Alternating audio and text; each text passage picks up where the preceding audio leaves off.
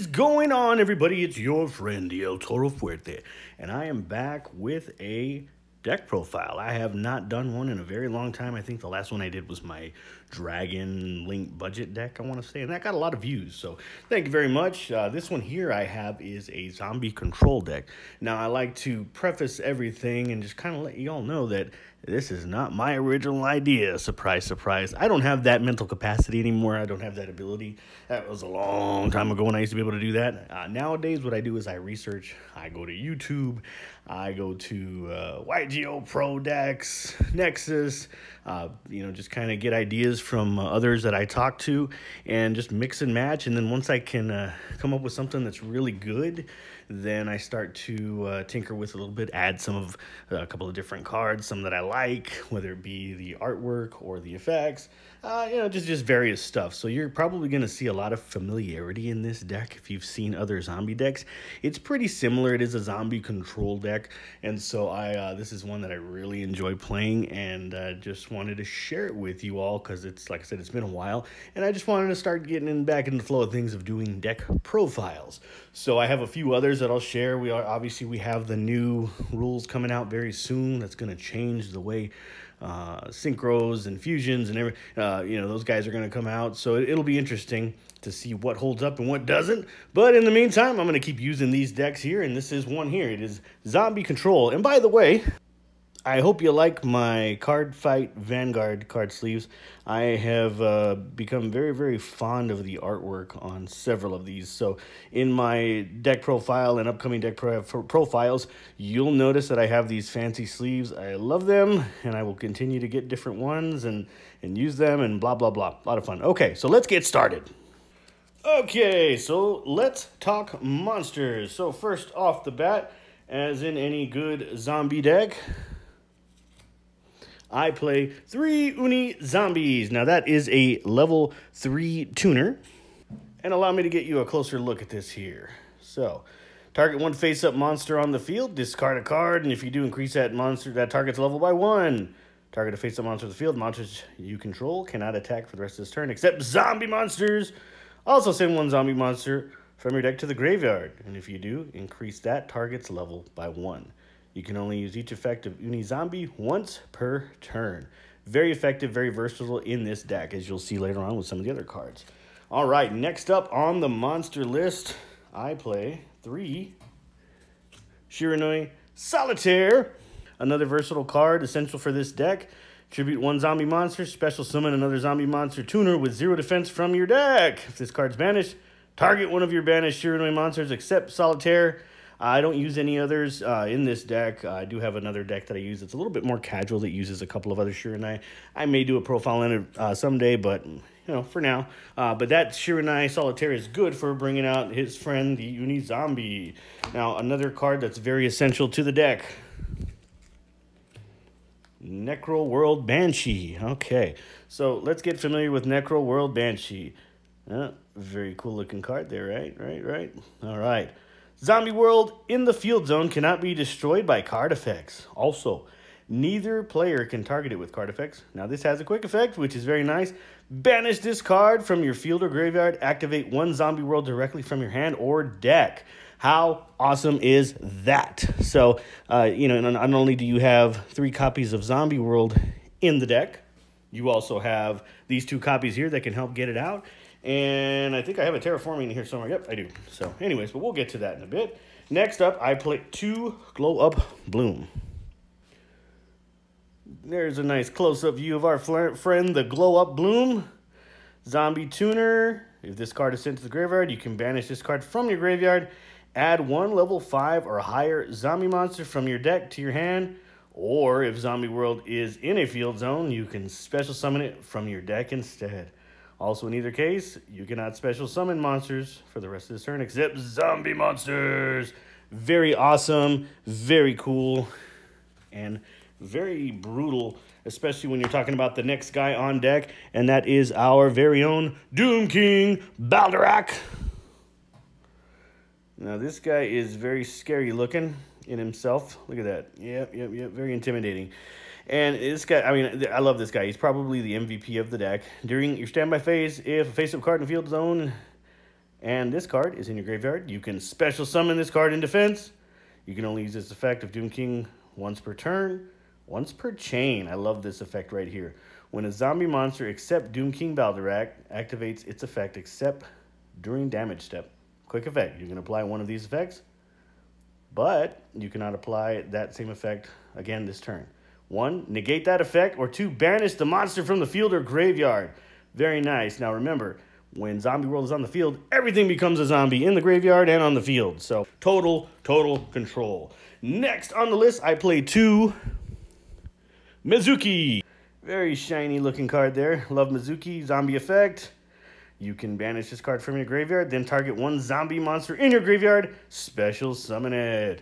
So if you have the Doom Kings in your graveyard, you got Mezuki in there, banish him, bring out the Doom King. Even though he's going to special summon himself, it's just, there's so many ways to get DoomKing Balderoch out on the field. So anyways, next on the list, Gozuki, the cousin, brother, I have no idea, of Mezuki.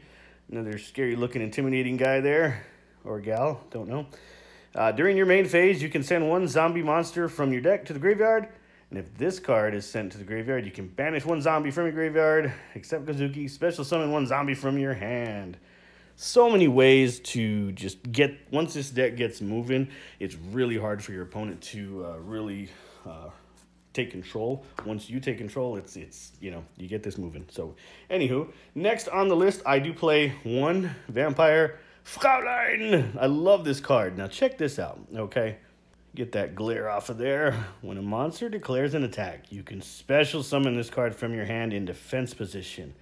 You can only use this effect of Frauline once per turn, once per battle. If your zombie monster battles an opponent's monster during that damage calculation, quick effect. You can pay life points multiples 100, maximum of 3,000. Your battling monster gains that much attack and defense during the damage calculation only. At the end of the battle step, if this card destroyed any monster or monsters by battle, you can special summon them from the graveyard to your field. I love this card. I love it. I love it. I love it. Vampire Frauline. I just, you know, I think 1 is good for now, just because there's ways to get it to your hand. Anywho, on to the hand traps. I do play 3 Ghost Belle and Haunted Mansion. You can use Ash Blossom. You can use whoever you want. I just, you know, feel like this is a better fit for the deck. I think the 3, you know, it just really helps out, and obviously you all know what it does, so I'll just leave it at that. I won't get too much into the hand traps. And that is it for the zombie monsters. Now on to what I love the danger cards. And so what I do is I run 2 danger Nessie, 2 danger Tsuchinoko, and lastly, my buddy, the Jackalope. 2 danger Jackalope? These help the deck flow very nicely. You know, I've played this deck for a while, and I've played it online, played it, you know, physically, and these are really helpful. Now, you don't, you know, it's all about strategy and what you have in your hand and what you're going for. But, yeah, so that is it for the monster lineup. Let's talk spells. Okay, so for spells, what would a zombie deck be without Zombie World? Triple Zombie World. All monsters on the field and in any graveyard become zombie-type monsters. Neither player contributes summon monsters except zombie-type monsters. Love it. This deck isn't very combo-heavy, but a hand trap can put a dagger in your machine or whatever you want to call it. Throw a wrench in. Yeah, something like that. Whatever. Called by the Grave. You want your combos to go through or anything that you start, Call by the Grave is a nice way to counteract those nasty hand traps. All right. Next up, 3 instant fusion. And I mean, that really needs no explanation. When you see my extra deck, you'll understand why. And then here we go with the board breaker, everyone's favorite, Super Polymerization. Nice way to take control of a board and dumping some unwanted monsters, some heavy monsters in your hand to the graveyard. Super Poly is the way, my friends. All right. And finally, the single individual cards, or one-ofs, as they say. 1 Terraforming, 1 Foolish Burial, and 1 for 1. I like saying that. So there you go. There are the spells. All right. Now, one of the things that I've kind of messed around with and been trying to test are the traps. I don't use a lot of traps. I do have 2 Royal Decree. I've used it with and without the Royal Decree. It is 43 cards with the Royal Decree. I'm thinking of probably leaning towards taking it out and just letting the deck, thinning it out some more, get it down to 41 and just let it take its course. But Royal Decree has helped me out in certain circumstances, and so it's kind of hit or miss. So anyway, let's talk extra deck. All right, so Link Monsters. Let's talk Link Monsters. Avendread Savior. Very underrated card, in my opinion. This is a Link 2 zombie monster. Now, he has a couple of effects. The one I really like is the second one there. During damage calculation, if this card battles an opponent's monster, quick effect. You can send 1 zombie monster from your deck to the graveyard. That opponent's monster loses attack equal to the level of the monster sent to the graveyard times 200 until the end of this turn. Aha, DoomKing, anyone? Yes, that is my boy right there. All right, good job, Avendread. I have 1 Linkuriboh. You all know what that does. Knightmare Unicorn. Knightmare Phoenix. And here's one, the final Link monster that I use. 2 Vampire Sucker. Now, this is, I love this card, okay? Now, this is also a Link 2 zombie. A couple of different effects there. Target 1 monster in your opponent's graveyard. Special summon it to your opponent's field and defense position, but it becomes a zombie. And the second one right there, if a zombie monster is special summoned from either graveyard, draw 1 card. So this deck is an awesome way to control not only the field, but the resources. I do run a single XYZ, and that is number 60, Dugares the Timeless. Now, here's another one here that has a few effects, and just depending on where you are in the duel, you would use, but my favorite is the third one there. Skip the battle, you can detach 2 materials from this. There we go. Detach 2 materials from this card. Activate one of the following. And I love the third one. Skip the battle phase of your next turn. Also double the attack of 1 monster you control until the end of this turn. Beautiful. So use his effect, double somebody, and you can end the game most likely if you're in the right scenario there. So I do use 1 Shiranui Shogunsaga right there. I think some of you are probably familiar with this card right here. It is pretty nasty once you get it into the right scenario. All right.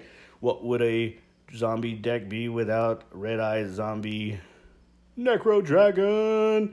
Love this card right here. Very cool. And the final Synchro to get you out of a tough jam. Black Rose Dragon. Kind of like an emergency button. Don't really want to use them all the time. But he can come in handy. Again, has in playtesting, has saved me quite a few times. Now for my super polymerization targets, I do run 2 Dragonecro Nethersoul Dragon. So I do run 2 of those in this deck. And 1 Starving Venom Fusion Dragon. Now, if I was playing competitively in a regional, I would probably change up some of these instant fusion targets to match, whatever was being played at the time. And then, last but not least, I do play 2 Thousand Eyes Restrict. These are for my instant fusion cards, and very nice, very effective way, again, to control the board. Bring out, if opponent has a big monster, you bring out your Thousand Eyes, equip their monster to Thousand Eyes, and you can do a few things, but one of the best things to do is just clear the field with a Linkuriboh. Link away your Thousand Eyes into a Linkuriboh. So that is the deck, everyone. I hope you like it. I have a ton of fun playing it. It'll be interesting to see what the changes bring. But give me your feedback in the comments section. Let me know, what would you change? What would you add? What do you think about zombies as a whole? Anybody ever tried a zombie deck? All right. Anyhow, thanks again for watching. I appreciate it. I have a couple of decks on deck that I will be profiling in the very near future, so stay tuned for those. And thanks again, and we'll talk to you all very soon.